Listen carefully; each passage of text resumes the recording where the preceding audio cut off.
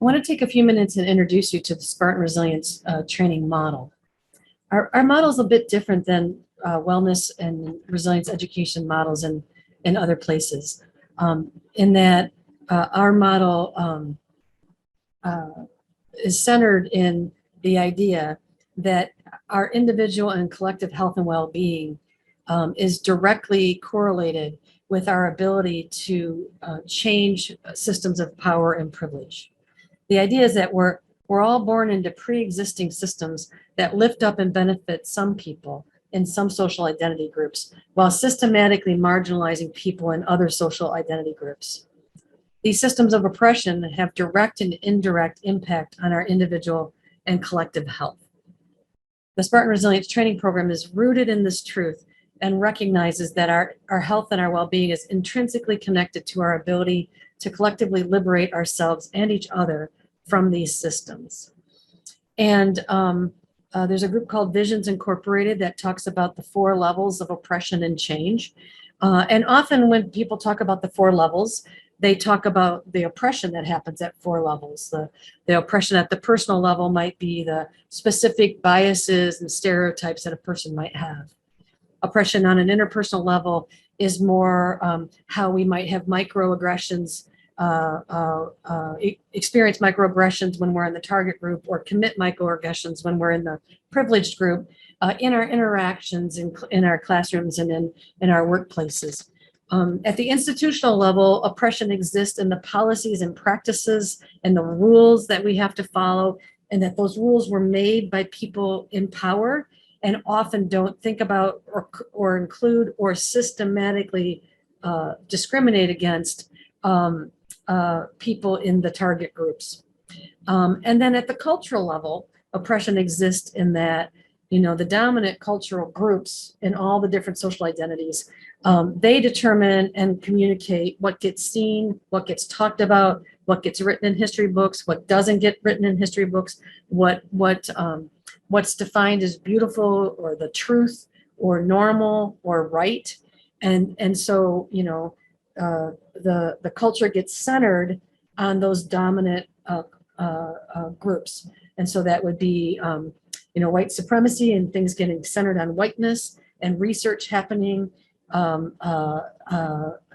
focus on white people and not including research that includes people of color, for example. But what's important about our program is that while oppression exists at 4 levels, our capacity to impact the systems and to make change also exists at those 4 levels. And so the skill set that we're teaching in the model, we hope impacts people in a way where first it would impact them on the personal level, and then they can bring that change into interactions with each other. As we learn how to navigate our emotions, we have higher quality relationships across differences, within and across differences. And then when we have the resilience training skills, we can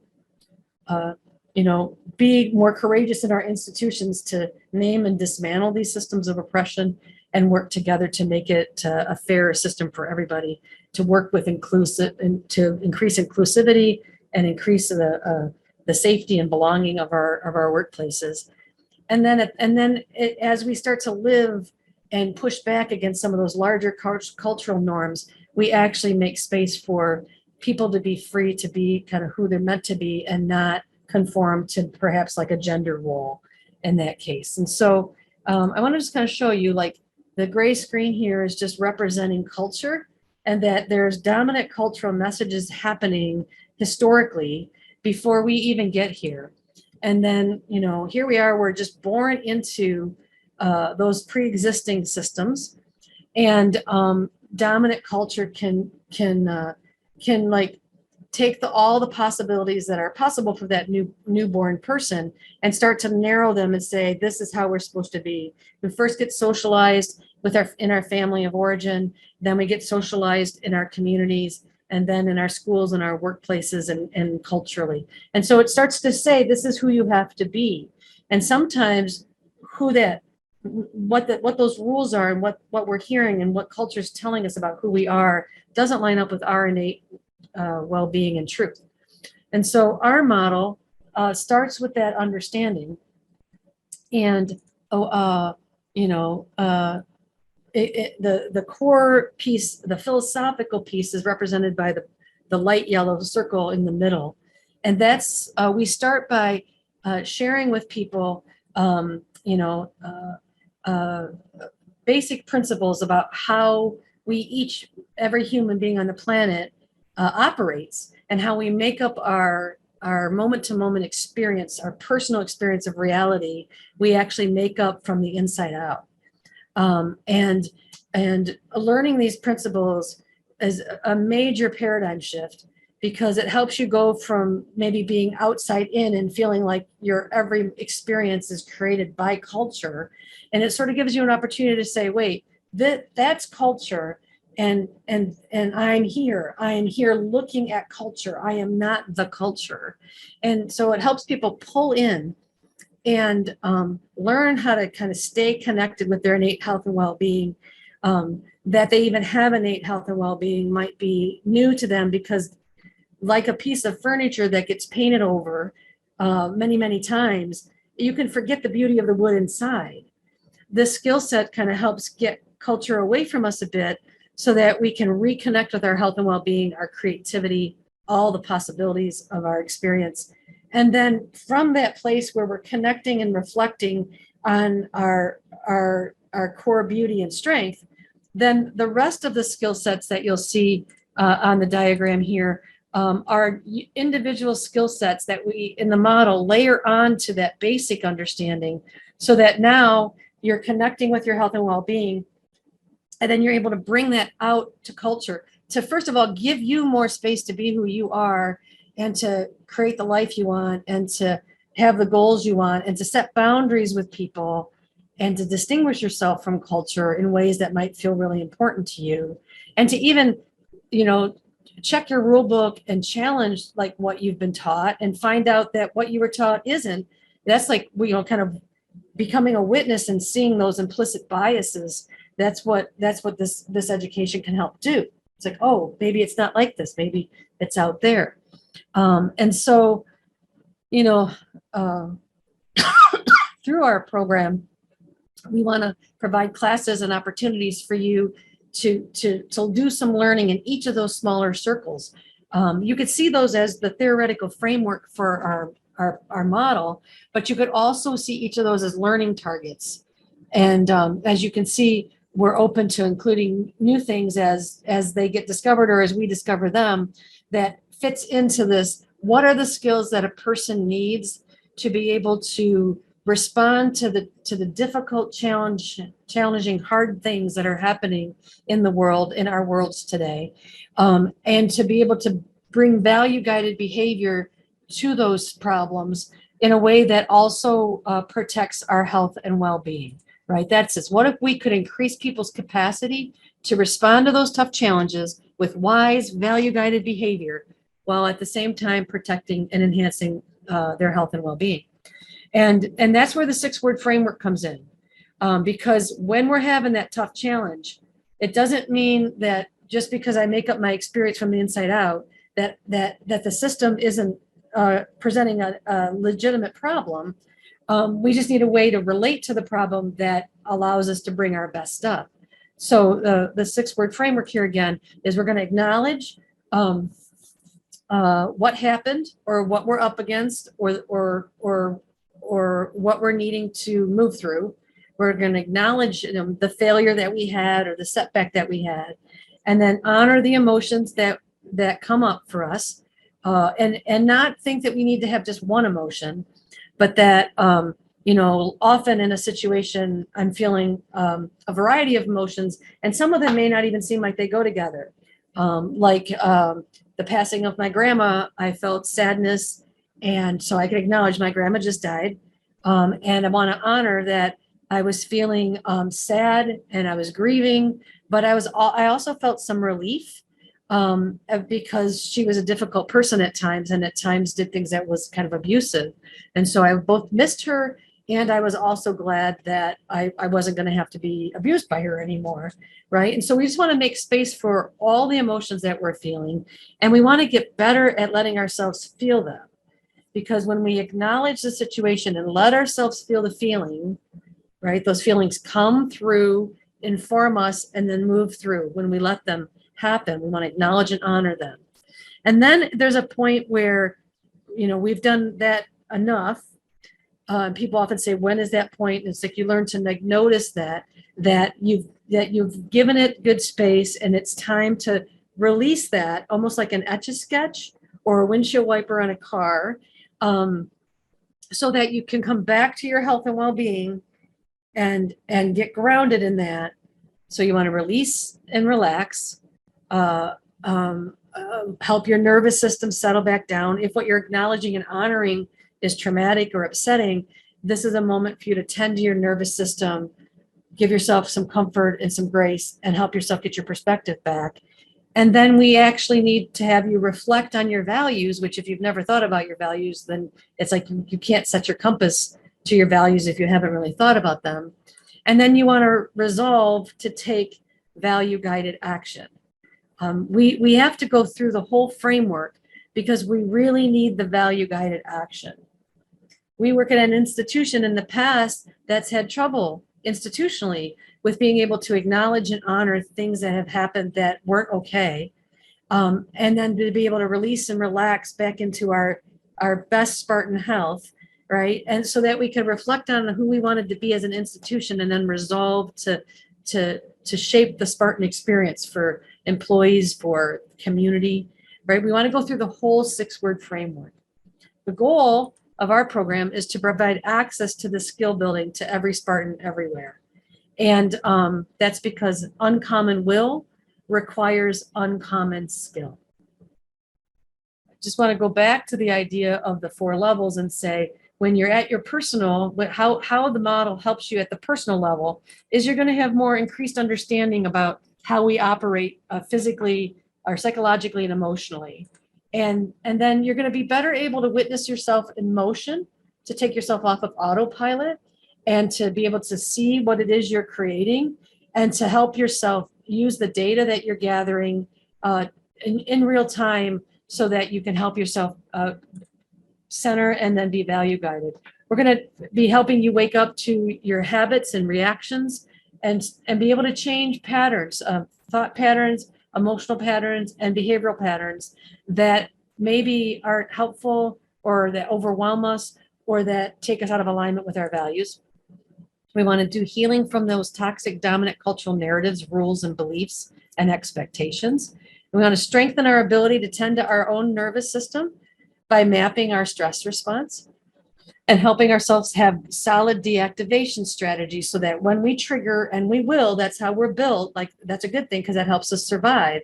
But we're also triggering over things that aren't necessary to trigger over. And sometimes when we get triggered, our stress response stays on too long and wreaks too much havoc on our system. So how do we notice where we're at with our stress response? And how do we help ourselves come back to our nervous systems in their most grounded state? So we'll be sharing some more about that. And then clarifying your values so that you can actually have a compass for your values. Having clarity about your values is like you've got a GPS to help you get where you want to go. You got to give it coordinates so that it can orient you to where you want to go. Our values are like that too. I get clear about my values, and then when I hit a detour or a road closure or some kind of problem, and I'm off course, I can ask myself to recalculate and help me find my path back to my values, which is very helpful. So we can use our own emotional guidance system to help us map. On the interpersonal level, the skill building is designed to help increase your emotional literacy and also your capacity for empathy. And so now you're able to be a person in our Spartan community that is able to name the emotions that people are having and can demonstrate care to people that they're feeling what they're feeling. We have in our larger culture, we have a deficit in the capacity to stand in our own emotions and to also care about the emotions that other people are having. And so there's kind of a loss of our humanity in the workplace. And when we have this idea that we should leave emotions at the door, there's kind of a loss of our humanity when horrific things are happening to different people and different marginalized groups of people, like the shooting at the grocery store in Buffalo. When we don't stop and slow down and let in what's happening, and we don't demonstrate care for people that are seriously and disproportionately impacted by that violent event, then we're not demonstrating capacity. We're also going to help us learn to navigate the emotion of shame, and how when I get shame triggered, it impacts my relationships. And if I don't know how to do shame at the personal level, shame does me. If I don't know how to do shame at the interpersonal level, I'm going to bring my shame triggered response to people in ways that are either not helpful to me or really not helpful to other people.